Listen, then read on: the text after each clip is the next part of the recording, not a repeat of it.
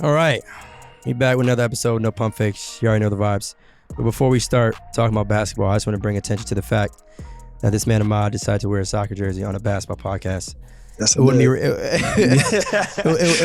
be right of me. For those of you listening to Apple or on Spotify, I'll just let you all know he's wearing a soccer jersey today.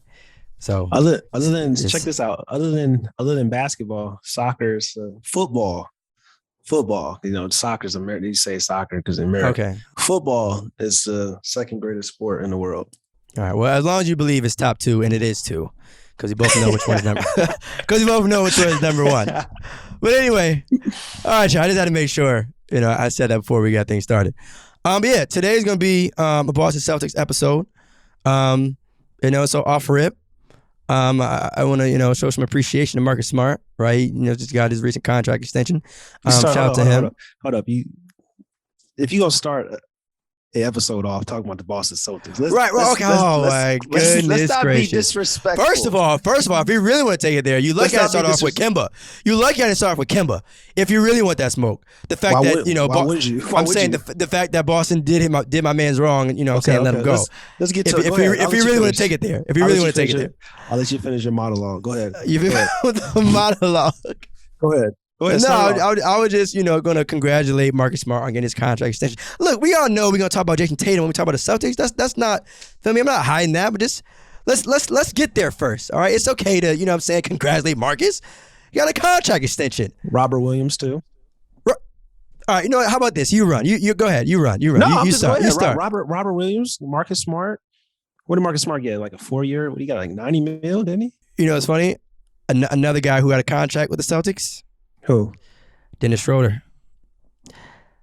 Yeah, man. We have responsibility. Now I won't talk about, the contract side of, Dennis's term with the Celtics, but I will ask you this: on court, what do you think he does for the Celtics, Dennis? Well, Marcus Smart signed a 4-year, $77 million deal, so he's going to probably play, I guess, the 2-guard position. And then you got Dennis Schroeder. He signed a 1-year, like $5.75 million deal, if I'm not mistaken. I guess he's going to start at the 1.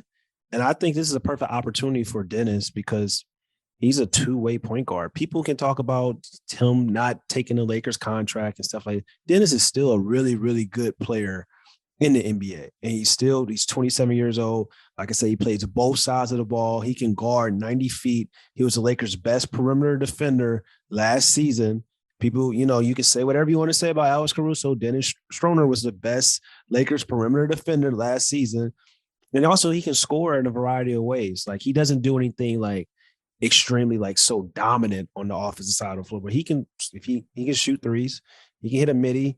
I think attacking, getting to the rim and slashing ability, and also when you're in the half court, especially in the playoffs, that tends to like help when you got a player that can, in tight situations in the half court setting, get to the rim at will. That's going to be at an advantage that Kemba kind of wasn't doing with the Celtics last year, probably because he was hurt. But we know Kemba can create off the dribble. We know who, and when Kemba's helping, we know who he is. But that's something that Dennis Schroeder can kind of add and bring to the Boston Celtics. So if they start like Dennis and Marcus at the same time, because that's a very small, backcourt. Yeah. It's funny because I just wanted to bring that up too, because I know everyone was so focused on, the bag that might have been missed by Dennis. But at the same time, he's still good. I think that's a good pickup, for the Celtics. And it's a solid pickup on a good deal for them. I think when you pair him with Marcus, at least, you kind of have a little bit of offensive firepower in Dennis, but then you also have the defensive side and Marcus. And obviously we know, what a healthy Jaylen Brown and a healthy Jayson Tatum can do for that team. You mentioned Robert Williams too, who also got his contract extension. So Boston looks like they're going to be in good shape. It's been a lot of crazy things happening in the league, but I still think they have a solid chance of obviously making the playoffs, but making some noise. You still got 2 talented wings. So I don't know. Number 0 is my guy, but I don't think the Boston Celtics really did anything that really made them better. Because let's talk about it. Because Kemba Walker, people, it's kind of ridiculous. Like people talking about like Kemba Walker, he's not good or he's overrated and stuff like that. Kemba Walker, he wasn't playing back-to-back games last year. So when a player's not playing back-to-back games, that normally means like, yo, he's coming off an injury and his body isn't right. But when Kemba Walker is the Kemba Walker we know and healthy, they let him go for free. Bro, I'm gonna tell you this right now. Go for a bag of peanuts, basically, to OKC. I'm gonna tell you this right now. If Kemba returns to Charlotte, Kemba in New York, in Madison Square Garden, all that Knicks slander that you said might be clipped, bro. It might be clipped. If the Knicks can continue to play well and Kemba plays at a high level, it's gonna get scary at MSG. And obviously, needless to say, I'm rooting for him. But I think a huge part of the NBA is based off situations, right? Mm-hmm. And fit. And sometimes guys get injured and things like that, and it happens. Obviously, Kemba didn't have the greatest of seasons with the Celtics, but I mean he's still a talented player, right? Right. And his first season was very, very solid. right. But I mean, again, the expectation that people have, and the point guard history that the Celtics have had, with IT, Kyrie, and things like that. So I understand it, but now we're going to see what Kemba is going to be able to do playing at home, right? Playing at the crib. So that's going to be dope. A lot of expectations. But I know too, like this is the year for me. We always talk about that top 6 of young guys. Where Jayson Tatum is really gonna land if this is the season that will really put him in a different category or tier. So do you think it will? Do you think this will be the season? I'll get into I guess statistical predictions in a minute, but do you think this will be? Jayson Tatum's already last year he was a top 10 player in the NBA. Last year, he was a top 10 player in the NBA. Now, he may be number 10 or number 9 last year, but he was a top 10 player in the NBA last season. I don't think he'll have the team success. I think his game is going to improve. Every year he's been in the NBA, his game has improved. This last season, basically, he was getting to the rim more, attacking more. That was something that was kind of a knock on him and say, like, yo, he just takes so many step backs and jump shots, but he was getting to the rim. And now this offseason, he put on more muscle. That means he's going to be able to get to the rim more and draw more contact and draw more fouls. So I expect him to be, like I said, a top 10 player again this season. He's special. He's the best 25 and under player in the NBA, in my opinion. I've been saying that for years because he's the only guy that's 25 and under that can not only go out and it's the most complete player on the offensive side of the basketball court that can go out and get you 50, 40, 50, 60. But he also can guard 1 through 4 on the basketball court as well. So, and that matters. So Jayson Tatum, he's him. He's it. Yeah. And I mean, he's the chosen one, in my opinion. Yeah. I mean, the Eastern Conference is very top heavy. When we look at those top 3 teams, and then when you look at those top 3 teams, and then you add Atlanta, and then you add Miami, right? Yeah. So now the question is, I definitely think that Boston's going to make the playoffs. I'm not going to get too crazy, but now it's like, where do they fit in? Right, what seed are they going to get? Who are they end up going to be facing in that first round? Are they going to be playing, one of those top 3 teams that we talked about, Brooklyn, Philly, and Milwaukee? And even if they have to play a Miami team, right, that's not going to be a walk in the park. Or Atlanta, it's going to be interesting to see who they match up with. I know, again, it's still early, but I mean, just realistically speaking, that's my concern. Like, and me, 20. Number 0 is my guy. He's 23 years old, and it's just kind of like 23 or 24. I don't know. But it's just kind of like I'm looking at this roster, and I'm looking at some of the teams that he's been on that the Boston Celtics had. It feels like to me, everybody got better again this offseason. Well, everybody got better this offseason, and the Celtics didn't really get better to me, in my opinion. Like, you signed Dennis Schroeder could be the perfect point guard for Jaylen Brown and Jayson Tatum because he's going to know his role. It's hard when you have an all-star caliber point guard, a guy that was averaging what he was doing in Charlotte, that was averaging 20 and 24, 23, 24 points per game. It was dropping 60 in Charlotte. It's hard for him to say, you know what, I'm going to take a step back because he's an all-star. He's had success in this league. It's just kind of like that was a problem with the Boston Celtics. They just had too many cooks in the kitchen. You got Jayson Tatum, he got to get his. You got Jaylen Brown, he got to get his. You got Kemba Walker, he got to get his. Now you remove Kemba Walker from the situation. Sometimes less is more in a way. And then you add Dennis. Dennis a guy that's going to know his role. Like, he's not going to take away shots from Jayson Tatum and Jaylen Brown. And maybe this situation is going to benefit both of them instead of playing with another all-star caliber point guard like they were with Kemba Walker. Yeah, I mean, Dennis was definitely is going to be a reliable option for them. And I would say, though, too, like, just defensively and what he means to that team, that organization, and that city as a whole, I wouldn't sleep on Marcus Smart. I'm not saying that, like, he's gonna, he's a harder exactly. Boston. Yeah, yeah, and he's kind of like their Draymond, if you will, in terms of just being that guy that has been with the team. I think he's the longest tenure player on that squad. It's like, we all know what he means to that franchise, and I'm glad they were able to keep him, because if they didn't, I'm not saying how that would have changed their chances of being in the playoffs or not, but like, they need him, right? They really need that dog that can be willing to battle the best player on the opposing team night in and night out, because they're definitely gonna need him come playoff time, right? Like, it's so crazy to kind of think Marcus Smart is a veteran in a way. Like, he's still young, but he's a veteran, so it's gonna be something special for that team. So what do you think, I guess, their biggest strength is? What is the Boston Celtics' biggest strength? The biggest strength is that they may have the best, and I've been saying, I'm not going to say maybe. I think they got the best wing tandem in the league. Even last year, when you saw Paul George and Kawhi Leonard, as great as they are, when Jayson Tatum and Jaylen Brown are got it going, they look special. So I think this year you're going to really see that, like, it was a toss-up last year, but with Kawhi being out and hurt, now you're really going to see that the Boston Celtics have the best wing tandem in the league with Jaylen Brown and Jayson Tatum. Now, I don't know if that's, you ask what's the best.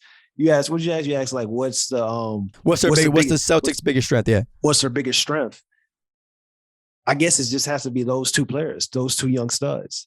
Because other than that, I'm looking at this roster, and I'm looking just at the teams in the East. Like you said, I'm 7-8. Playing. That's what I'm looking. You know what I'm saying? Like, I'm being honest. Like, I'm looking at teams. I hear you. Like, you talk about the Knicks. If Kemba's right, they got a big three of their own. You know what I'm saying? They got Kemba, they got Randall, and don't let RJ take the next step. All right, so let's get dangerous. Who's finishing higher in the Eastern Conference this year? The Boston Celtics or the New York Knicks? Let's get dangerous. I don't even like to waste time anymore. I'm gonna say if Kemba's right and healthy, I'm gonna say the New York Knicks. But that's a big if, because we haven't seen a healthy Kemba in a while. So I would probably give the edge to Boston, because they got the best player. They got a top 3 player in the Eastern Conference on their roster. So they have a what? Say that again? They have a top three player in the Eastern Conference on their roster. Jayson Tatum is a top 3 player in the Eastern Conference. After Kevin Durant, I don't know if after Kevin Durant, I don't know if I'm taking anybody over Jayson Tatum. Other than James Harden. I'm gonna give you a chance to just think a little bit more about who all the players are in the Eastern Conference. Other than Kevin Durant and James Harden, I'm not taking another player over Jayson Tatum. I'm not taking Joel Embiid. I'm not taking Jimmy Butler. Okay, keep going. I'm not taking DeMar DeRozan and Zach LaVine, and I love Zach LaVine. Okay, yeah, keep going, please. I'm not taking my other boy, 314 from the Lou. I'm not taking Bradley Beal.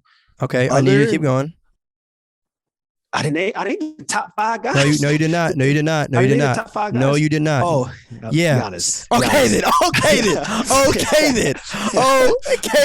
Okay, Giannis. I forgot about Giannis. I gave you a chance. I said top 5. Top 5. Okay, yeah. Top 4 to 5. Top 5. He's a top 5 player in Eastern Conference. In 2 years, he's going to be the best player in the Eastern Conference. Okay, and I give you that because I know that you realize that you just made a mistake. That's all. I know for a fact you weren't about to come on here and say you're picking Tatum over Giannis. That's just ridiculous. There's a couple guys on that list that I think I would take over Tatum this year. Who? Play this. It's definitely not a definite. You can't take Bradley Beal over Jayson Tatum, because Jayson Tatum's had more playoff success being the number 1 option than Bill has ever had being the number 1 option. And both of these boys from St. Louis, and you know how I'm from St. Louis, so I'm rocking with both. But that's just the truth. And I got another name out there. I'm not sure if you said this, and if you did, I apologize. But Trae Young. I think he deserves to be in this conversation. Shit, I forgot my. Put it like this. This isn't even me saying that.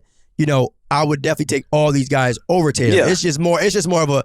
It ain't a definite that No, I think it's a definite. Brumman is top. I think it's a definite because as great as Trae Young is, and you know how I feel about Trae Young and Jayson Tatum both. Jayson Tatum been to the Eastern Conference Finals, I think 3 or 4 times as a number one option, bro. Sometimes you run into Bron. Sometimes you run into Bron as a number one option. Like let's talk about it. You know what I'm saying? Yeah. He ran up against LeBron, and that's what we're talking about. Like I feel like the Boston Celtics missed their window because those teams that they had, that Jayson Tatum has had, are all better than this team currently constructed. So they may have lost their window, bro. Yeah, I mean, sometimes that happens though in the league. Yeah. It's like you gotta definitely enjoy the moment, enjoy how good your team is, but don't ever think that like next season is going to be exactly like this or we're going to get better. Like it is not always the case. We saw what happened with Miami, right? Yeah. Like you went to the finals. Next year is pretty much the same team. And, things wasn't sweet the way it was the year before. No. So, I mean, I don't know. Look, the Eastern Conference, even though it's top heavy, it still has a lot of talent. After those, like I would say first 3 guys, and again, another guy who I don't think you named, and again, if you did, I apologize. Kyrie.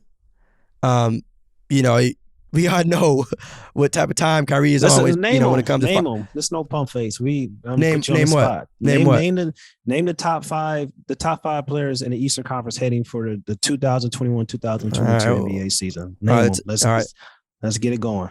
All right, the top 5 players in the Eastern Conference for the 22 NBA season: Kevin Durant, Giannis Antetokounmpo, James Harden, Joel Embiid.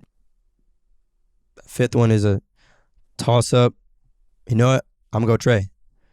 Just off playoff success. That's disrespectful. It's not disrespectful. It's not disrespectful because you got two guys in there over Jayson Tatum, who Jayson Tatum's had more playoff success than. So you can't leave Jayson Tatum out of a top 5 list. Okay, Trae Young and who else? Trae Young and who else? You said Joel Embiid. Joel Embiid has no playoff success. Okay, he has no playoff success. Fair enough. As great as Joel Embiid is, like we've seen Joel Embiid as number one option. I love Joel Embiid, but it's just like in the playoffs. Listen, well, I'm not going to get into the. We could talk about the Atlanta Hawks series too. So, ironically enough, I got 2 guys that were in that series. I'm just trying to make sure I'm not forgetting about. I mean, Bradley Beal, right? It's hard. Kyrie, it's hard. But I'm just trying to make sure, like guys that are in the conversation. Bradley Beal, Kyrie. I won't throw Chris in there just yet. Let me not say I just won't throw him in there. But yeah, I'm cool with my 5. I don't have a. I get it could be a toss up, I guess, with Tatum and Trae, but to me, Embiid is definitely in there. Embiid is definitely in my top 5. That's outrageous. He's in my top 5. Who you want to change at 5? All right, cool. But those 4, they're locks. I'm not. No.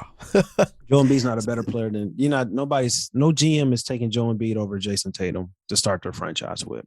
No GM. All right. Well, see. Oh my goodness. No GM probably is not taking. That is not the question you asked me. I'm not. I'm just throwing that out there. I asked you, what was your top 5? You gave me your top 5. I'm giving you my top 5. Kevin Durant, James Harden, Jayson Tatum at number 3, and Kyrie Irving. And then we got Trae Young and Joel Embiid for that 5 spot. That's how I'm looking at it. Wait, all right. Say one more time, please. You say Kevin Durant. Who else? Actually, I said Kevin Durant, James Harden, Jayson Tatum, and then I said Trae Young. Bro. Trae Young. If you forget Giannis one more time, bro, please stop forgetting Giannis, bro. I am tripping, bro. I am definitely tripping. I'm tripping. Come on, man. Kevin Durant, Giannis, James Harden, Jayson Tatum, and then Kyrie, Trae, and Joel Embiid are going for that 5th spot, and I'll probably get an edge to. I'll probably get an edge to Trae Young at the 5, because for what I saw, Trae Young being the number 1 option in his first go round in the playoffs. I got to give him the edge. As great as Joel Embiid is and Kyrie Irving is, and I love Kyrie. Kyrie Trey, you know how I feel. Kyrie Trey and Right. Jayson Tatum, those boys, and it's hard. It's hard, bro. But No, that's probably my 5. I'm not gonna hold you. This may get a little. If we put this out, this may get a little crazy because it's gonna be a whole lot of guys. It's like, damn, like.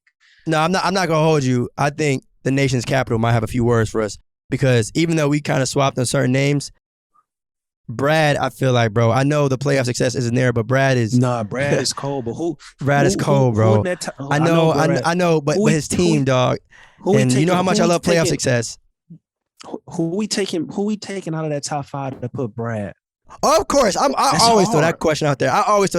You could say you could throw out a name all day long, but eventually someone got to get taken off. It's not about who deserves to be in there. Who are you saying does not deserve? Because like I said, to me, there's only 3 locks. And I low-key want to throw Embiid as a lock. But there's 3 guys like, all right, I'm not debating it. It's James Giannis and Giannis. Yeah. Right, those 3, all right. After that, 4 or 5, I think, I would say 3.5 low-key is a lock. I think Jayson Tatum is a lock, bro. Out of all the guys we mentioned, Jayson Tatum, shit, then we got. All right. But you know, all right, no. It's hard because then we talk, you love playoffs so much, and you talk about playoffs. It's hard because, like, I know Jimmy Butler in Miami, he wet the bed last season. But what Jimmy Butler did in the bubble in the NBA Finals was crazy. Yeah, well, Yeah, but last year, I'm not even going to go down that conversation. But speaking of Jayson Tatum, it was a fluke. It was a fluke. Right. Being a Dwayne Wade fan, I wasn't even gonna say that. I wasn't even gonna say that. Me, it was a fluke. It was a All right, but speaking of Jayson Tatum, but you call him the chosen one. All right, we got another guest coming on talking about Jayson Tatum. Jayson Tatum's the chosen one. And the rest of the Boston Celtics, y'all. What's up, y'all? It's Theus McBee. Make sure you go follow No Pump Fakes on YouTube, Apple Podcasts, Spotify, and wherever you listen to your podcasts. All right, y'all. So today we have Sherrod Blakely with Bleacher Report on the show. Covers the Celtics. What's up, man? How you doing? I'm wonderful, hanging in there, making the most of what I can do, because that's all we can do right now. Like I was telling you guys earlier, I had a little issue with TSA. They don't understand this is the year where you got to make sure everybody get their bag, whether it's the financial bag or the actual luggage bag. So we'll get that worked out. But I have my bag. So speaking of bags, different kind of bag. If I don't get my bag back. Facts. So speaking of bags, right? There's a lot of players on the Celtics that got their own specific bag. So what does it kind of mean to kind of bring back some of those returning guys back to Boston? Well, I think for Brad Stevens, it makes his job a little bit easier because as the GM and no longer the head coach, there's a familiarity that he has with these guys. And I think, to be honest with you, I think one of the main reasons why he's doing it is because he's trying to do things a little bit different and maybe a little bit better than Danny Ainge did. I mean, remember when Brad Stevens took over, Danny Ainge was flipping guys like AAU teams, where it was like on one week you had like 10 guys, but then you trade a couple, get 2 more, trade a couple more, 2 more. It was kind of like the AAU circuit where the team you play at the beginning of the summer looks very different than the one that you balling with at the end. I think Brad Stevens wanted to give his new coach, Ime Udoka, a little bit more consistency out of the gate. Get him some guys that understand what it's like to be a Celtic, what it's like to play in for this organization, and guys that are just solid players. Guys that you don't really got to worry about, is he going to ball out or is he just going to ball up? They've got right now guys that are solid players. They don't got stars. This isn't Brooklyn. This isn't Golden State. But they got guys that go out there and compete. And at this point, first year coaching, that's what you really want. You really want to have guys that can go out there and compete. You want to win, obviously, but competing is absolutely essential. And that's the kind of roster the Celtics kind of put together here. It seems like you're saying that the Boston Celtics are going in a new direction. Like when you have Jayson Tatum, you have Jalen Brown, and you have guys that have been competing for Eastern Conference final trips, basically since they came into the league, to talk about kind of like got guys or signing guys like Robert Williams and Marcus Smart. That doesn't really take them over the hump. So what do you think is like the ultimate next step for the Celtics? Are they regressing, or you think they're just trying to do something different to move forward in the future? Yeah, I think we saw them really the last couple of years take steps back. Because remember, they were going to the conference finals with the Kyrie Irvings, with Terry Rozier, Jayson Tatum. It really didn't matter who they had. They were finding a way to get to that near finish line. And the last couple of years, it seems like they've taken a step back. And you look at the roster, it's understandable why. Tatum just wasn't quite ready to be that dude. But obviously now, a couple of years into the game, he's more than ready. to be the man. And so I think what you're going to start seeing is Tatum and Jalen, as you mentioned earlier. I think they're going to take on more of a face of the franchise type role. But with every face of the franchise, you got to have arms. You got to have legs. You got to have heart. And I think they're starting to fill those other body parts around those two right now. Because Mark is smart. I mean, he's never going to win no three-point shootout contest. Never, ever, ever going to happen. But if you're talking about winning a championship, you need guys like him who are grimy. They got dogs. I mean, to be real, they got a bunch of dogs now. And I say that in the most affectionate way possible. Guys who are just about that grit, that grind. And if you look at back when they have success, that's kind of how they got things done. And I think Brad Stevens is trying to get back to that kind of grit, grimy type of team. But obviously you've got a couple of stars at the top of that food chain in Tatum and Brown. Okay. So what's their ceiling? What's the Boston Celtics ceiling for this season? I asked Ahmad this earlier on the show. Yeah, this season, if they can get like fourth in the East, I think they should be feeling good about that. And maybe if a couple balls bounce their way and a couple things out of their control work in their favor, they might get up to 3. But that's it. They're not going to be any better than the third. I think realistically, they're like a 5 or 6 seed, realistically. And to me, they become a scary 5-6 seed because they have guys who have been on deep playoff runs. And so if you're a higher seed team and you're facing the Celtics, you may be the higher seed, but you ain't going to intimidate them. You ain't going to punk them. You might beat them, but you're not going to punk them because they've been where you want to get to more times than not. And so I think they're going to go into the postseason probably in a better shape than they're going to look at the end of the regular season. Because, again, I think this team right now, Brad is trying to get them back to being a little more gritty, a little more grimy, a little more feisty. And that tends to play out better in the playoffs than it does in the regular season. You say their ceiling can be possibly a 4 seed. And I'm being really generous with generous. that. Okay, yeah, I think you're being generous. Yeah, I was about to say because I think they're because when I think ceiling, I think the absolute pinnacle. The best. Right. Pinnacle. Top. So, I got you. Yeah. Okay. Do you think because we hear a lot of conversations all the time about like Jaylen Brown and Jayson Tatum? Mm-hmm. Do you think when do we get to a point where we say we've seen it happen with these guys in the past? We've seen their ceiling, which to me was the Eastern Conference Finals. When do you think we get to a point where we say like it may be time to split these two up? That's wow. You know what, man? I get that question a lot, and it to me, it's hard to envision splitting them up when they're both 25 and under, both all-stars, have shown the ability to play well with each other. I think the biggest issue with them, more than anything else, to keep it honest, they haven't had the right guys around them. Like, I think early on, people were trying to pit Jayson versus Jalen, and they really weren't trying to do that. But that certainly was, I think, the way a lot of people kind of created the narrative. And once it became clear that they could play well with each other, no one really addressed what's around them. Can we get guys around them that can fill in those gaps where they're maybe not? Like, for example, Jalen and Jayson, I think, are good defenders. But it would be nice if they had another perimeter wing defender who could take some of that pressure off so they could ball out on the offensive in the way that they can.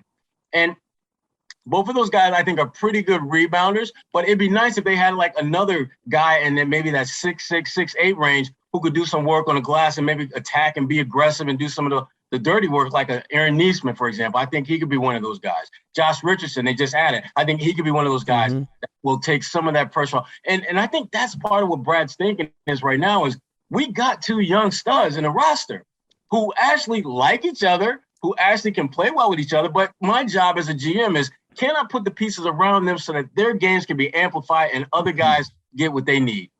They need to be the big dogs. They need to be, they need to be the mama and daddy in the room. Okay. They need to get the big plate. Everyone else needs to eat too, though. And I think Brad is starting to figure out how to put the pieces around those two to allow them to still be elite top shelf players, but make sure that you're taking care of all the little things that have to be done in order to be a great team. That's a good question, though. I mean, because it's one that I know a lot of people have talked about and asked about. So that's legit. Yeah, so you talked about, too, what kind of the Celtics need. And I asked Ahmad this question earlier in the episode. What would you say the Celtics' biggest strength is? Right now, their biggest strength, I would say, is versatility. They have the ability to put 5 guys on the floor that could theoretically, whenever you run pick and rolls and you get switches, they've got guys now where I think that you're not going to be able to find a mismatch on offense like you used to. When you had, and no disrespect, because I love him, Kemba Walker, my dude, love him for life. Kemba defensively was not that guy. He played hard. The effort was not the issue. It's just physics. I mean, he's just not big, and he's not real strong to defend, to play defense, and teams took advantage of that. But right now, it's going to be hard for teams to find mismatches that are just like blatant, obvious. We can milk this matchup because, I mean, even when you play a Brooklyn team, you know, Kyrie Irving, if you get switched on, if Jalen is switched on him, that Kyrie has the edge, but he's not going to absolutely crush him. If he gets switched on James Harden will probably have an edge, but he's not dominating whoever that matchup that he'll have. And that to me, and again, when I talk about Brooklyn, to me, they're in a class of their own. They're the team everyone wants to be like. And so if you're able to keep it relatively close with, I think, the best team in the Eastern Conference, just imagine what you're able to do with the other 20 some odd teams out there, where you either going to meet them toe to toe or you're going to have an advantage. And so I think, again, I like the fact that they have the ability to be very interchangeable at almost every position.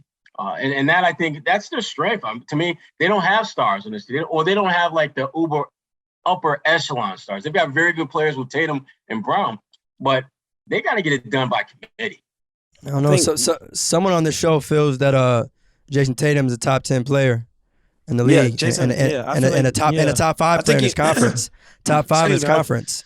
As somebody who has had Jayson Tatum on his fantasy league the last couple of years, I can't argue with that. I can't argue with that. But I think for Jayson, though, for him, it's about becoming a complete player. Like right now, Tatum, if you're talking about getting buckets, I'll put him top 5, top 10. He makes it look so damn easy. And he gets you buckets.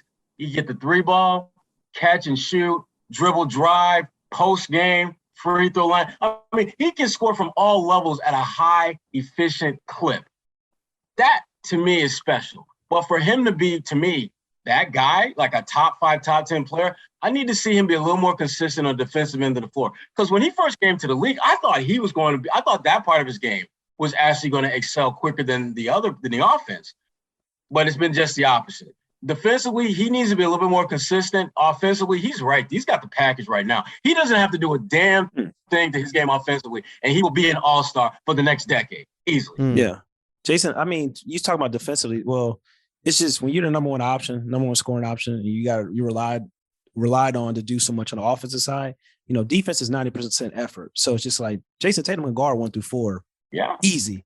But it's just kind of like, it's not going to be that consistency on the defensive side of the ball every single night and day because of his responsibility on the offensive side of the ball. But I definitely agree with what you're saying. And that's why you need some dogs in the kennel that can help out at that end of the floor. Because if I'm giving you 25 a night, okay, 25 a night, which is not easy in the NBA, give the brother some slack on defense. Give me some help. I don't hear that. Kawhi.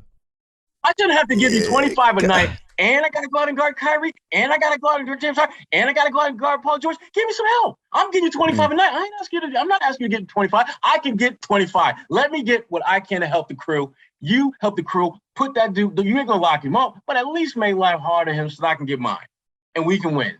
And that, because again, at the end of the day, you got to figure out what your role is on a team.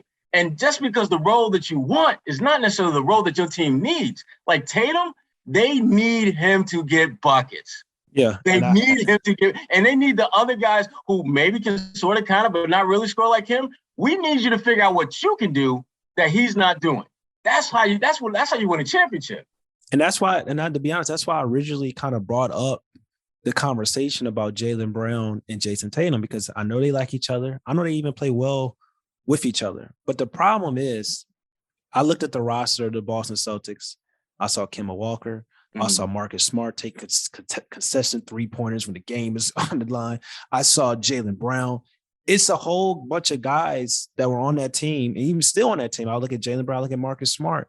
It's just like, to me, it's Jayson Tatum and it's everybody else. And I think that's the problem with the Boston Celtics. They need to establish those roles. So I feel like if that's not going to happen going forward, I don't see the Boston Celtics, being successful with a tandem of Jaylen Brown and Jayson Tatum, because they're, to be honest, Jaylen Brown is looking at Jayson Tatum like, he feels like he's just as good as Jayson Tatum. but that's just not true. So, and that's just the reality. That's the fact of the reality. You know what, though? I want him to feel that way. Facts. I was just going to say. Here's the thing. How you feel and how you play ain't always the same. I agree I think Tatum is a better player. I do. But I love the fact that Jalen, and to me, I think that makes Jalen a better player to believe that people think that Tatum is better than him. Because, the thing about Jalen Brown that I love is every single year that brother has been in a game, he's gotten better the next year. Everything, and it hasn't just been like a little tweak. He went from being a guy that, you throw out there for certain defensive situations to a guy who can hit corner three, to a guy who can now finish at the rim, to a guy who's hitting threes all across from the entire perimeter. And now the next step for him is to be more of a playmaker. And to me, that's where it gets interesting. Because if he can develop more of a playmaking role, Tatum can keep doing his thing. Jalen can continue to grow into his thing, and everyone's going to be happy. But that, to me, is the toughest part about that next step for those two. Figuring out how to complement each other at an elite level. Because right now they can play well together, they can win some games. But can you complement each other at a championship level? And typically, when you got guys with similar size, similar skill set, someone's got to be that bucket getter, and someone has to set them up. And I much rather see Tatum going to get buckets and Jalen being more of a setup man, whether it's dribble, drive, kick, or whether it's draw a double team and then suck the defense in and swing it to Tatum for a wide open shot. Just do something that's going to get your man some open looks. Because the way it always works, when you get shots for your man and he gets open, guess what? He's going to start getting attention. He's going to swing it back to you and you're going to get yours. So at the end of the day, Tatum going to have 25, 30 points, 4 or 5 dimes. You're going to have 20, 25 points, 7, 8, 9 dimes. Team, get to the second round of playoffs, maybe conference finals. All is well. And so now you're looking like a team that invested $400 million in your top 2 players. But I would say too, though, so what eventually is the next step, right? So if you're saying, right, that the Celtics can be ceiling is a 4th seed, right? Jayson and Jalen are both young. But at what point do we say, not necessarily to Ahmad's question about them splitting up, but at what point are you frustrated with the lack of a championship? Is there obviously it depends on who you run into, but you're trying to win championships at some point. Well, here's the thing that's funny about that, though. I laugh about that question because I get that question from time to time. And I have to remind people that, remember, before that 2008 team won a title, it'd been damn near 20 years. And so this franchise, now listen, low-key Celtics, they popped their collar up, man. We won more championships than anyone, Yeah, they should have. They got one chip in like 35 years. You know what that sounds like? That sounds like, Keith, the Philly fans. We were talking they got a great season and stuff like that, and how soon they forget. Times were rough for a very long time, and now all of a sudden people get spoiled. One chip in like 35 years. And so that's why when people are acting like, oh my God, Brad can't get them to the conference final, he can't get them to the NBA finals. I'm like, check the receipts, yo. This team got one chip in 35 years. So, but I think to answer your question specifically, though, I think the hiring of Ime Udoka has given them a little more time because no one is going to expect them to win a chip in year 1 and 2. That ain't going to happen. But there's going to be more patience, I think, than there has been the last couple of years. Now, will they be as patient as they were with Brad? Nah, because when Brad took over, Danny Ainge basically took a sledgehammer to the roster and said, we're going to scorch the earth and we're going to plant some seeds. And I don't know how they're going to grow, but they're going to grow. Whereas Ime he's inheriting a bushel. He's got talent at his disposal. There is no begin. He is not. This ain't Candyland where you all the way at the beginning. No, he has moved along the journey. He's got pieces. He can win this game. He's got some guys that can ball. And so there's going to be a shorter window, I think, for people to be patient with him to win. But he's got better pieces to win with. This is what I believe will happen. And this is why I think what Brad Stevens has done as a GM is like low-key genius. Josh Richardson, they got him on a 1-year deal, right? Gave him an extension, another year. And people think, well, that means that the Celtics, they want to keep him in the fold long term. No. What it means is if they're looking to trade him, teams are not going to be looking at him as a rental. They're going to be looking at Josh Richardson as someone that they can keep for at least a full year and get a good look at what they're working with. And if that's the case, if you're the Celtics and if you decide to move him, you're probably going to get something of decent value in return because you're giving them someone that has a little bit more time. And remember, he's making $12 million per year. a year from now, with the salary cap going up, that's going to be more like $10 million. And so that contract is going to, in the eyes of other teams, steadily diminish. You paid Robert Williams. He's getting $48 million plus another $6 million in incentives. And you've got options with Al Horford. And I say all this to point out that if, let's say, a really, really good player, Bradley Beal, let's just say Bradley Beal, decides he wants out. Start it up. You now have pieces that you can put on the table that don't involve Jalen, that don't involve Jayson, that don't involve Marcus Smart, that you could theoretically package together and still keep your core. But the key with that is if a superstar player says they want out, because you just need to make sure that you got something in the cupboard that if that is the case, you can get into the game. If any GM, if the Celtics are able to get Bradley Beal, without giving up Jayson Tatum, Jaylen Brown, or Marcus Smart, somebody need to get fired. And it really is that simple. That's not gonna happen. I'm just going off with it. I mean, that's crazy. And that's a problem. We've already heard rumors, and that's already a problem with the Celtics organization. Let me talk about, like, you feel like they have a couple years to be patient and stuff. I'm gonna be honest with you. The Celtics don't have a couple years to be patient, because when you have a guy in Jayson Tatum that has already experienced the closeness to going to the NBA Finals and has been winning his entire career, to sit up and say, we want him to take a back seat and be patient. When, let me tell you something, Boston is not the most kind city to Black African Americans, and I just feel that, like, it's a team. Yeah, of course, Yeah. You're talking to the So I'm just saying, it's every season the Boston Celtics don't even get close to winning a championship. That's just another thought in Jayson Tatum's mind. Where he wants to go. Right. And everybody talks about it in Boston. Where Jayson Tatum wants to go. So it's pressure on the Celtics to really win a championship. But there's also pressure on Jayson to do the damn thing and lead him. Because to me, Giannis Antetokounmpo winning a championship had to be a bit of an eye-opener for Jayson Tatum. Well, a couple things. First of all, he's a hell of a player. I mean, let's be real. He's two-time MVP. But the thing that people forget about winning championships is you got to get some breaks along the way that you got no control over. Things got to break. And for Jayson Tatum, to me, I can't help but feel as though that year where they had Game 7 in Boston against LeBron James, which was just a weak Cadavers team. That wasn't even the Cavaliers. They were more like the Cadavers, and LeBron was just dragging him along. It's LeBron being LeBron. Yeah. Dead bodies down in the playoffs. That was the year they should have got to the finals. And if they would have got to the finals, even if they got to the finals, they got swept. Jason's good, because that thirst, that hunger coming that close to winning a chip, that was he was super young though. Like, he was super young. 21, 20, I think. And I think because he was so super young, I don't think he really appreciated or really just understood how unusual it was to be that damn young to have that kind of success. It makes me think about like remember in the NFL, Dan Marino got to the Super Bowl, I think first, second year in the league, never got back. Never got back. Sometimes when you have that kind of success at a young age, you think that stuff is going to happen. It's going to come back. It's going to come back, yeah. It's not that easy. You got to have some breaks. And then if Tatum, I think he likes being that guy on the team. Yeah. And I'm not sure that's necessarily going to be the case if he bounces, because he should be. I mean, he might. In other words, right now, this is the Celtics show starring Jayson Tatum. You go somewhere else, this is the show starring Jayson Tatum and so-and-so, also featuring. I don't know if he wants to be that guy. I think he kind of likes being with the spotlight for him. Well, it depends on, like, it's only a couple teams in the NBA where he won't be that guy. Right.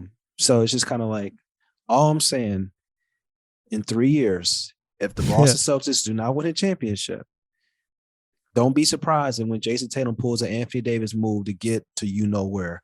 Yeah. And it's just going to happen. And I hope it doesn't happen, because I hope Boston wins a championship. I wouldn't mind seeing Jayson Tatum win a championship with the Boston Celtics. But it's just kind of like, I just feel like even look at Brad Stevens. My issue with Brad Stevens is just kind of like he didn't establish roles, and then he got promoted to a GM position. And now it's just kind of like, if we couldn't even trust Brad Stevens to coach and establish roles and tell Marcus Smart, what the hell are you doing? Like, it's just like, how can we trust Brad Stevens to really build a championship roster in 3 years? So that's my issue with the Boston Celtics. But hopefully I'm wrong.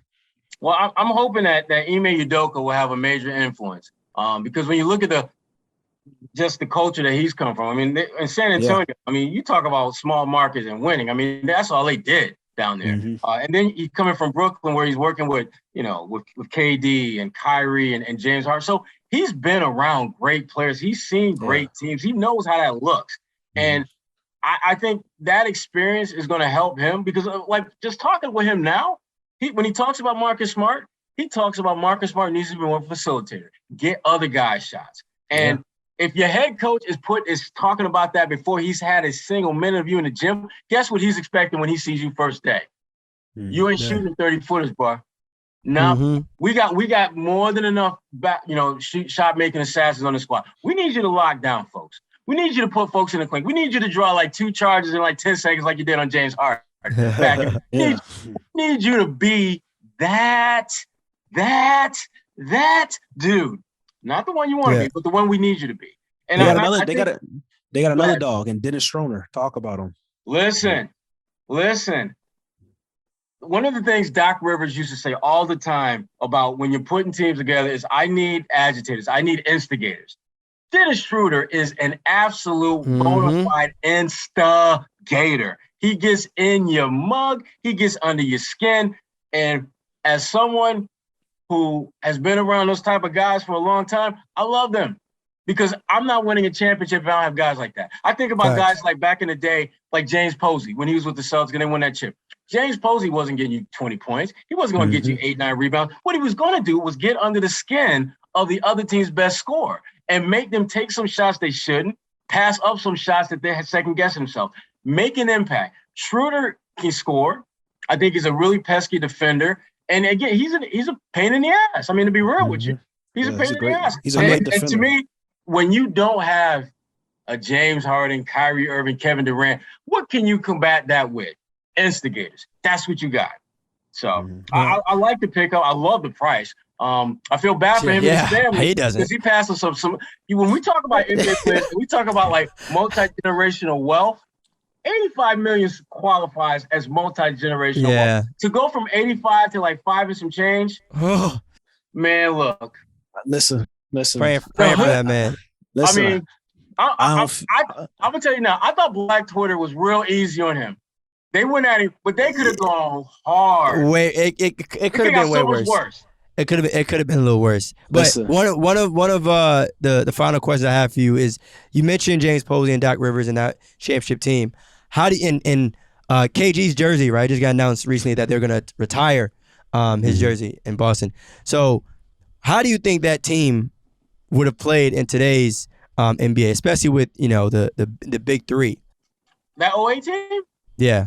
Oh, they run things. They would absolutely win another chip. No question about it. Kevin Garnett is too damn mentally tough to lose if he's fully healthy. James Posey is ultimate grinder. And you got Ray Allen, the ultimate shot late game assassin. Then you got Rondo at the wheels. I mean, young Rondo? Come on. The thing that I loved about that team is that everybody had a role and they were cool with that role. And no one tried to try to step outside their lane because Kevin Garnett was Mr. Regulator. You step outside your lane, bam, put you back in your place. Understand what this is bigger than you. This is about winning a chip. The Celtics don't have guys right now, but I do think they're starting to put the pieces together to at least be competitive. And to your point, Ahmad, you're right. They don't have forever and a day to get this damn thing going. You're right. But I do think that they got the pieces now where if it's not moving as quickly as they want, they can fast track it with a deal here or there, because now they got some movable pieces that are making the kind of money where you can go out. If Bradley Beal says he wants out, and again, I'm not convinced that's going to be the trick. I would much rather see somebody like an Anthony Davis or someone like a Karl Anthony Towns, who I think now Cat needs a new home. Cat needs a new home in a bad way. That's someone that I would like to see if I were the Celtics. If I were going to like package a couple of guys together to try and get like a third big three and form a big three with like Jalen, Jayson, and another, Karl Anthony Towns would be that guy.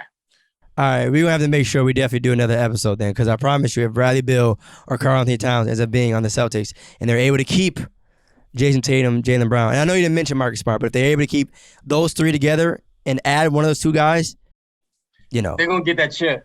I was going to say, that's making some noise. That's what you want to do. And let's be honest, and the last thing I'll say, LeBron at some point is going to walk away from the game, or at least be carried off from the game. And maybe before Bronny gets in the league, probably going to be before Bronny gets in the league. And there's going to be this vacuum. And if you're the Celtics, you got cats in their early to mid-20s who are going to be in the league for another decade. But to Ahmad's point, you got to be competitive and be in the championship race now. Though I feel you on that. I really hope this is not the case, but I just really feel that like the Boston Celtics, they got 3 years to win a championship, in my opinion, or Jayson Tatum's out of there. And I really feel that the Boston Celtics, we may look back on this moment with Brad being the GM and hiring a rookie head coach. We may look back on this moment as a defining moment for the Boston Celtics fans, because if Jayson Tatum, to me, I think he has a potential between him and Luka to run the league for the next 10 years. So if you lose a type of talent like that, Boston may never recover, to be honest. We may be talking about another 35 years until they win another championship. Well, I tell you what, if it gets to the point where they feel that Tatum is seriously thinking about walking, I'm going to tell you how this is going to go. All right, Jason, what do you want us to do? That conversation is going to happen before he walks out the door. What Jason wants, what he wants right now is to play with his buddy. That's what he wants. And he wants Brad with him, but they don't want to give up Jaylen Brown. So that's already a situation where the Celtics aren't doing what Jayson Tatum wants. And that's how you lose superstars. Part of it is Bradley, though. Bradley ain't ready to bounce yet. He ain't ready to bounce yet. And that's that. I mean, I hear what you're saying, but that's part of the problem is Bradley ain't ready to. He's got what I call that KG loyalty. KG stayed in Minnesota at least 2 or 3 years too long, just out of loyalty and out of love for the organization. And Bradley Beal, I respect that. I do respect that. But, bruh. Run from the grind. Run from the grind. Run from the grind. He at some point you're hoping that Bradley Beal says he wants to be out. And when he makes that clear, that is when Brad Stevens got to be like, okay, Jalen, if you're the price, and that's going to keep my boy JT happy, then I'm going to pay that price. But I don't think Tatum believes that they need to give up Jalen in order to get Bradley. I mean, it's going to be interesting. The Wizards are primed to get hustled like that. They are primed to get hustled. That's cold. We will give you, like, Grant Williams. He not lying. The Lakers we'll give you our SEC players. We got Robert Williams, we got Grant Williams, we got Josh Richardson, and we'll give you a couple picks. Here's our bag of picks. Take what you want. Bradley, stand over there, Bradley. Hold on, Bradley, right there. We'll be with you in a second. You'll be over in a minute. Don't worry. The Lakers just hijacked Russell Westbrook for the freeze. He's not wrong. You see what I'm saying? I'm not. You see what I'm saying? Don't say it for the free, because there's a lot of people that think that the Wizards, not necessarily that they won the trade. I'm not saying that, but they Wizards got better. Yeah, but I say they're balanced now. They're balanced. Playing team to a 7, 8, maybe 6 on a good season. Maybe. Okay. You just gave away a Hall of Famer, but you just moved up maybe 2 spots? Maybe. That's 2 spots is a lot. If you're moved up, 2 spots can be a lot. 2 spots can be a lot. He's talking about 2 spots as their ceiling. That's the right. I'm saying, like, all right, if you think about most teams, right, like, obviously you want more, but I mean, let's say if a team went from 6 to, I appreciate that. No, I'm just saying. That's still an improvement. That's still improvement. That's still improvement. Oh, trust me, I'm a Laker fan on this side. I want to thank the nation's capital for doing what the hell they did. As you should. I just want to thank them, but they got some pieces. That's all. But yeah, man, thank you, man. Yeah, that's what you say when you hustle somebody, but you don't really want everyone to know that you Facts. Because if you make it obvious, what I'm saying, you can't hustle no more. You can't hustle no damn more. So we still might have some room to make some more hustle. So yeah, we chilling. They did all right. Yeah. But yeah, man, thank you, man. Definitely I appreciate it. We got to do this again sometime, man. Appreciate it. Good talking with you, brothers. For sure. Cap or no cap? Kyle Kuzma will win this year's Most Improved Player of the Year award? Man, this is our second no cap about Kyle Kuzma. Kyle Kuzma win the Most Improved Player of the Year award. Things have changed since the previous Kyle Kuzma question. Does he have an opportunity, a chance to win this year's Most Improved Player of the Year award? No. I think that's a cap. He's not better than Rui on that team. So it's just like he's going to be fighting with minutes with him. So that means like less shot attempts with him. So then you got, I'm going to say cap, man. I just don't see it. He's probably going to average between 15 and 16 points this year because it's going to be the Wizards and they're going to probably need guys to produce other than Brad. They have a more balanced roster this year, but I don't see him making like Jeremy Grant made a jump. That's a jump. Well, that's what I'm saying. Kyle's not making that jump. Did you think Jeremy was going to make that jump prior towards that year? No, I didn't think Jeremy Grant was going to make that jump. I knew Jeremy Grant was going to be better because I knew that playing with the Detroit Pistons, you couldn't be much worse. Come on. You get an opportunity. You get an opportunity to showcase. It's kind of like one of those things. It's just like you have to ask when you watch certain players, like, yo, did he improve his raw stats or did he improve his overall game? So watching Jeremy Grant, to me, it was a combination of both. But it was more so like he kind of more so improved his raw stats because of the situation that he's in. So Kyle Kuzma, he's going to improve his raw stats. Is his overall game going to improve with the Washington Wizards? Probably not. So that's what I'm saying. Like, he may be a top most improved candidate, but I don't see it. Like most guys that take that jump, Brandon Ingram, Giannis, like that jump is really serious, bro. I mean, you named two guys, Brandon Ingram and somebody else. It wasn't Giannis. It was Giannis. Yeah. No, I don't mean just now. It was somebody else. I don't know why my mind's drawing a blank. Jeremy Grant. Yeah, Jeremy Grant. Yeah. This idea of, when you leave a talented team and you got more opportunities, hey. Now, I know Kuz is still playing with Bradley Beal, a definite all-star, but hey. Rui's better than him too, bro. We shall see. I do like this. Yeah, okay. I do like what the Wizards kind of did this offseason. Now, again, I know losing Russ was a pain, but a lot of people. What's funny about that trade, bro? Everyone thinks the Wizards, probably including you, think the Wizards just gave the Lakers Russell Westbrook and that's it. Like they didn't get anything in return. Saying they just said, oh yeah, you guys want Russell Westbrook? You know anything in return? You sure? All right. I mean, they got Kuz, they got KCP, they got Trez. Yeah, give them some time to figure things out. They got some NBA players that can balance out a roster and right. a bunch of guys that could start on a roster that's not really good. Right, and I mean that's usually how those trades go, though. Yeah, right. Like true. That's usually, again, I'm damn sure I'm not saying the Wizards won the trade. But I'm also not saying that they, got back some trash. Now, we done seen some players or some teams receive some trash for trades. All I'm saying, bro, like I'm not going to say who it is, but we done seen some trash in return. All I'm saying is the San Antonio Spurs got DeMar DeRozan from Toronto Raptors for Kawhi Leonard, and people were talking about that was a bad deal. And even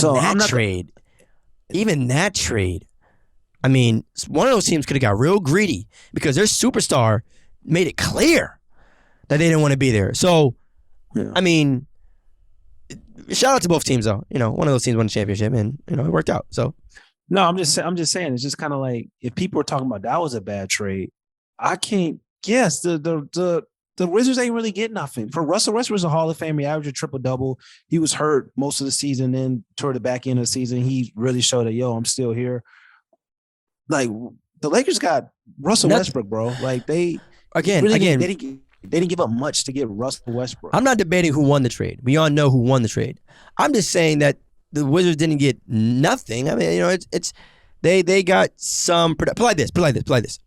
I don't think this trade did something for the Wizards that made them move up significantly, but I also don't think this was a trade that made them drop down to anywhere wild. I guess the question is, the roster they had was trash other than Brad and Russ. That's what I'm saying. The roster is no longer trash.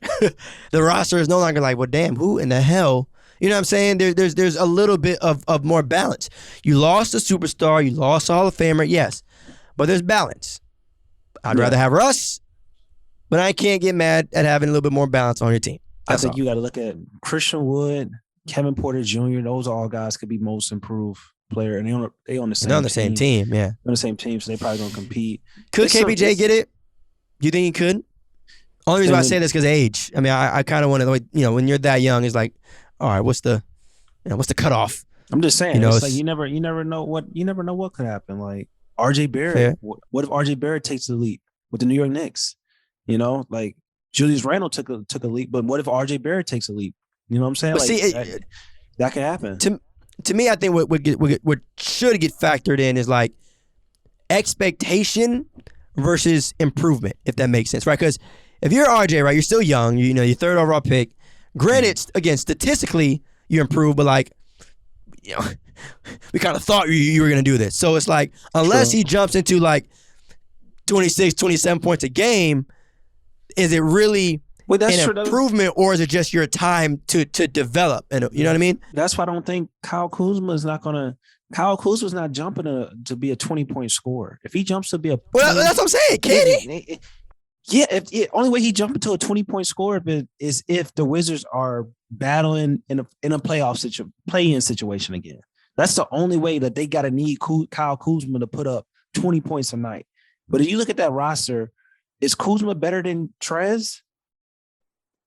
And Trez was averaging as a six man 16, 17 points off the bench with the Clippers. Is he better than Trez? And he won 6 man of the year. Is he better than Trez? That's what you ask. Is Kyle Kuzma better than Trez? Is Kyle Kuzma better than Rui? So that's what you have to ask yourself. Because if he's better than those two, then I would say, okay, well, he actually has a shot. But if it's a toss-up between two guys that are borderline starters and 6 man, it's like, damn, like he probably don't have a chance. That's why I say it's cap. And I'll respond to that with a question. Have we seen the best from Kuz? Do we think that we've already seen the best from Kyle Kuzma? Now, the answer to that question is yes, and all right, cool, Trez and all that. But maybe I think, the thing that we have to address and talk about is this the year where we get to see Kyle Kuzma be in a bigger role and now have a bigger opportunity. And now there isn't any excuse because before, like we said, anytime you play with LeBron James and Anthony Davis, automatically your role gets changed. I don't care who you are. Kyle Kuzma. But now you're not dealing with 2 Hall of Fame front court players. So the excuse ain't going to be the same.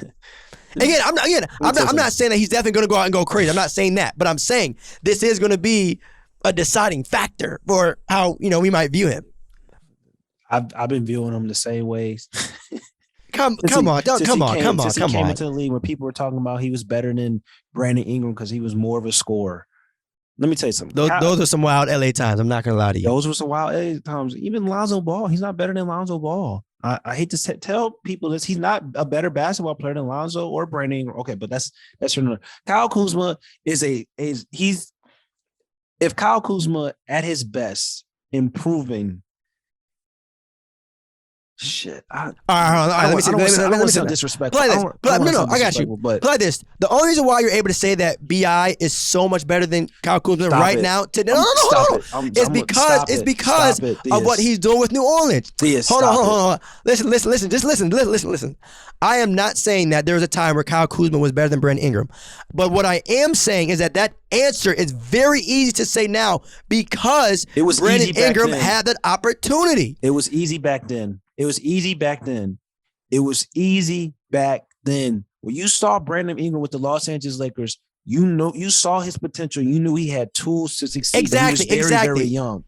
And Kuzma was older, so he was a little bit more polished. Kuzma, no disrespect, but it's just kind of like Kuzma is what he is. If Kuzma wants to, improvement for Kyle Kuzma would be if the Washington Wizards get to the playoffs and he's playing a Jordan Clarkson role. That's an improvement to him for Kyle Kuzma. Kyle Kuzma is a 6'9" Jordan Clarkson. That would be that's his ceiling at his best. That's it. He could be a Jordan Clarkson player in the NBA. Maybe. That's it. Come on, Kyle. I'm rooting for you, buddy. Not like we gotta stop. What we gotta stop doing with this. I asked for most improved. We gotta stop, but what we gotta do. This is what I don't like about Lakers fans and the Lakers in general. What happens is everybody that comes to the Lakers get overhyped. Role players be people thinking they stars. Role players signing these big ass contracts. But don't do that though, because Kyle Kuzma was playing well at one point. Don't make it seem like we gassing him and like he was playing like a scrub. He was playing well. He was playing well. He was playing like a player on a young team who was older than everybody that didn't have enough talent. It don't matter what the reason is. And they didn't have enough talent, so they just needed a guy out there to score all their points. Bro, it's so many guys that you can put in a situation. You put Isaiah Thomas right now, who's out the league, in a situation and say, yo, Isaiah Thomas, we're going to give you some minutes. We'll let you say, put the ball in your hands. Isaiah Thomas can go out right now and average 15 points in the NBA right now. So that's what I'm saying, bro. So I bet. So that's how you feel about. I bet. So that's how you feel about IT, right? That's how you feel about IT. Let's talk about a young team, because you just said the reason why Kyle Kuzma was playing that well was because he was with a young team. Right. Yes. How come no one in Orlando has done that? How come? That team is flooded with young talent. I don't see no one producing like that. Foles was playing really well until he got hurt. Was he playing as well as Kyle Kuzma? Cole Anthony just came. Was he playing as well as Kyle Kuzma? They haven't been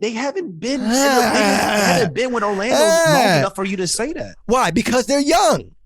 No, because they haven't been in Orlando long enough for you to say that, because one got hurt and Cole Anthony just got there last year. Bro. I mean, it wasn't like Kyle Kuzma was with the Lakers for 8 years.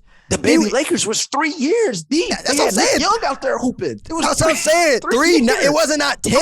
3 long years, bro. 3 long years. That matters. All I'm saying is that if you produce in the league, I get it, right? Like the opportunities that you have matter in the grand scheme of things. But I'm gonna still give my man's flowers for playing well at some point in his career. Like Michael Carter Williams was looking like a superstar with the Philadelphia Sixers. Come on. In the trust and process situation. Come on. They had Walton out there was looking like an all-star with the Philadelphia Sixers when they was winning 10 games a year. Like, that's all I'm saying, bro. Like, guys are talented. So you have an opportunity and they're super guys. People don't understand how talented these guys are in the NBA. Like, we're talking about this situation, but Kyle Kuzma is an NBA player, bro. So if you put him on a situation where, like, damn, like, this team is really trash, and he's a role player on a really good team, a borderline starter on a really bad team, it's just like, damn, they gonna look good, bro. They gonna look good. It's not rocket science thing. They gonna look good, bro. No, you got it, bro. You got it, bro. Come on, man's brought the Sixers. All right, y'all. So, come on, bro. No, you got it. So the answer, or I guess the result of the question, was that it was apparently Cap. It's super to most approved. Super Cap. All right. We're gonna start having levels of Cap. Super, mega, ultra, all that. Cap. All right, y'all. For you, even if they can try to make it say like I'm saying it's crazy. Like, you ain't seen NBA players. Bro, Matthew Dellavedova, LeBron made No. All right, y'all. This episode's over. All right, y'all. All right. No. You got it. Look like a starter. I'm taking my headphones off. You got it. I'm not talking about Matthew Dellavedova, bro. You got it, bro. All right, y'all. Be easy. It's your boy, Ahmad Smith, also known as AK. Make sure you guys go follow No Pump Fakes wherever you get your podcasts.